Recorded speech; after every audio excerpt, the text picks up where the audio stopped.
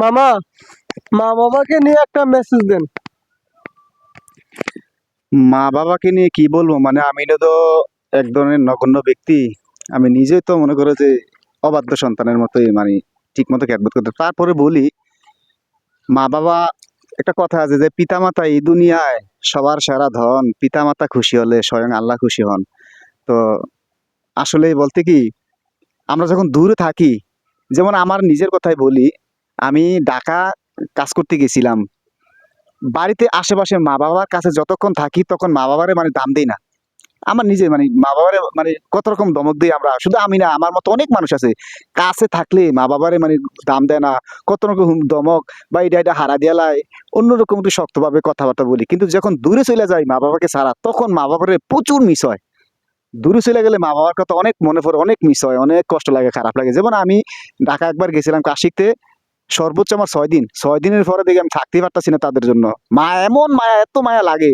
পরবর্তী সময় আমি কোনো কাজ কি শিখাম, বাইতেই পড়ছি। এরকম জায়গায় আমি যে এখনো, আমি যদি বাড়িতে থাকলে এখন মানে আমার দুর্ভাগ্য, মানে একটু লাইফটা অন্যরকম হয়ে গেছে। একটা চাইছিলাম মানে অন্যরকম হয়ে গেছে। তো এরকম আমার মতো অনেক মানুষ আছে, হয়তো মা বাবার অনেক ভালোবাসে অনেক, কিন্তু পরিস্থিতির কারণে হয়তো তারা অনেক সময় অনেক কিছু ইয়া করতে পারে না আর কি। পরিস্থিতির কারণে অনেক সময় ইয়া করতে পারে না। তো কাছে থাকলে কাছে থাকলে মানে দাম দেওয়া হয় না, আবার দূরে গেলে তাদেরকে প্রচুর মিস করে, প্রচুর ভালোবাসে। এই আর কি, মা বাবা অনেক রকম। আর মা বাবা তো মা বাবা, সন্তান যতই খারাপ হোক না কেন, মা তো মা। মার মতো কোনো মা হয় না। হয়তো আত্মীয় স্বজন অনেক কিছু থাকতে পারে, কিন্তু মায়ের মতো না, মা বাবার মতো। মা বাবা এক ধরনের বট গাছের মতো ছায়া দিয়া রাখে। নিজে কষ্ট করলে হলো তারা অন্যরকম। তো আমি নগণ্য ব্যক্তি, আমি নিজেই গুণাগার, আমি তাদের সম্পর্কে বইলা আমার মানে ইয়া হইতে চাই না। তো ওই একটা কথা যে বলছিলেন যে পিতামাতা এই দুনিয়ায় আসলে সবার সেরা ধনে, সবার সেরা ধন। আর পিতামাতা যদি খুশি থাকে, পিতামাতা যদি খুশি থাকে, স্বয়ং আল্লাহ খুশি হন। আর পিতামাতা এমন একটা জিনিস, তারা সন্তানের প্রতি যদি দোয়া করলে হাত তুলে দোয়া করা লাগে না। যদি তারা খুশি থাকে, আমার যতটুকু জানি আর কি, তারা যদি মন থেকে খুশি থাকে, এটা তাদের মানে সন্তানের জন্য অনেক বড় দোয়া।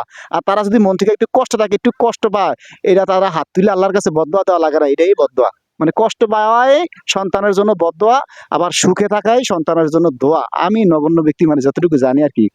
তো দোয়া করবেন, মানে আমি তো নিজেও যেহেতু নগণ্য, মানে ইয়া করতে চাই, আল্লাহ যাতে আমাদেরকে, হয়তো বয়সের দোষে না কি জ্ঞানের অভাবে না পরিস্থিতির কারণে, এটা জানি না, তারপরে আপনারা মানে কি বলবো, দোয়া করেন আমাদের জন্য, যাতে পরবর্তী সময়গুলা মানে প্রচুর আমরা যাতে খেদমত করতে পারি, এটাই।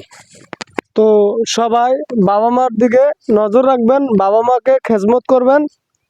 আসলে মামা যে কথাগুলো বলছে আসলে আমার চেয়ে অনেক ভালো লাগছে, কারণ আমার বাবা নাই, বুঝছেন। আমি বাবা মানে যে কত কষ্ট সেটা আমি বুঝি। অনেকেই বাবা কয়ে ডাক দিতে পারেন, কিন্তু আমি বাবা কয়ে ডাক দিতে পারি না, কারণ আমার বাবা নাই, মা আছে। আমার মার জন্য সবাই দোয়া করবেন। আল্লাহ তাআলা যাতে আমার মাকে দীর্ঘ হায়াত দান করে, নেক হায়াত দান করে, আর সঠিক পথে চলার বুঝ দান করে। আমিও আপনাদের সবার জন্য, মা বাবার জন্য দোয়া করি। আল্লাহ তাআলা যাতে সবাইকে ভালো রাখে, সুস্থ রাখে। দেখেন, মা বাবা হচ্ছে এই পৃথিবীর সবচেয়ে বড় নেয়ামত। আপনার যখন এ, তাদের দুইজনেতে যে কোনো, যদি আপনার মা মারা যায়, তাহলে মনে করবেন যে আপনার একটা নেয়ামত আল্লাহ নিচে গা, সেটা আর আপনি ফিরে আনতে পারবেন না। আপনার বাবার ভাই আছে, তারা চাচা, কিন্তু আপনার বাবার মতো নয়।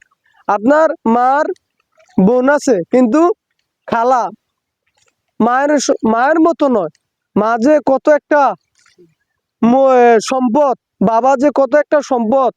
বাবা মা তারা হচ্ছে এই পৃথিবীর শ্রেষ্ঠ নেয়ামত।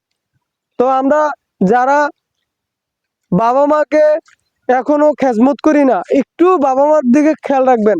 দেখেন, আমরা যারা বাবা হইছি, দেখেন আমাদের সন্তানের জন্য আমরা কতটুকু কষ্ট করি। আর ঠিক তেমনি এর চেয়ে বেশি কষ্ট করছে আপনার আমার প্রত্যেকের বাবা মা। তারা নিজেরা না খাইয়া আমাদেরকে খাওয়াইছে, তারা নিজেরা একটা জিনিস না পড়ে আমাদেরকে পড়াইছে। আমাদেরকে কিভাবে সুখে রাখবে, আমাদেরকে কিভাবে ভালো রাখবে, তারা সেটাই সবসময় ভাবছে। তো আজকে আমরা বড় হয়েছি, তারা ছোট হয়েছে। আজকে আমরা ইনকাম করি, তারা ইনকাম করে না। একদিন তারা ইনকাম করছে, তারা আমাদেরকে খাওয়াইছে। কিন্তু যখন তারা ইনকাম করছে, তখন একটা রাতও না খেয়ে ঘুমাই নাই। আর এখন নিজে কামাই করি, অনেক সময় পেটের বুক পেটে রাখা ঘুমাই যাইতে হয়।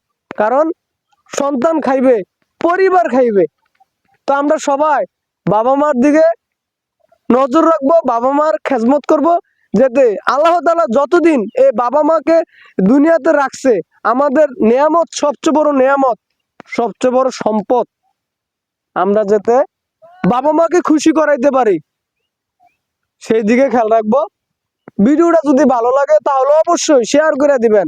আপনার একটা শেয়ারের মাধ্যমে আমার মামা যে বয়সটা দিয়েছে সেই বয়সটা সবাই শুনতে পারবে। বাবা মার জন্য সবার বাবা মার জন্য মন থেকে দোয়া রইলো। আমার বাবা মারা গেছে, আমার বাবার জন্য সবাই দোয়া করবেন, বাবাকে যাতে আল্লাহ তাআলা জান্নাতবাসী করে। যাদের বাবা মা মরে গেছে তাদের জন্য দোয়া করে যাতে আল্লাহ তাআলা সবাইকে জান্নাতবাসী করে। আমিন। আসসালামু আলাইকুম।